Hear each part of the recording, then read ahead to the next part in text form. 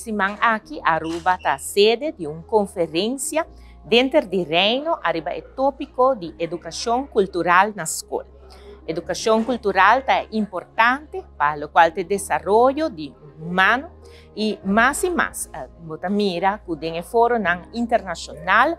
chega na lo qual que está acordo novo com essa que Mr. Ward integrar, den lo qual está educação formal, pero também educação informal. Aruba, já há tempo, está trabalhando dentro do quadro de Virlanden Overleg, arriba tópico aqui não, e awe experto não abini junto, para assim, den dia não nos dilante, não sigue dialogar, arriba conta é melhor maneira para integrar o qual tá arte e cultura, den currículo na escola, pero também para fora de escola, e com assim,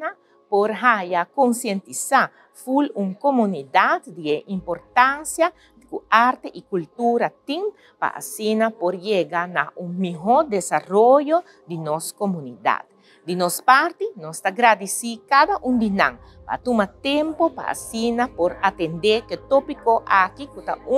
assim essencial para o qual que está o desenvolvimento de nossa comunidade.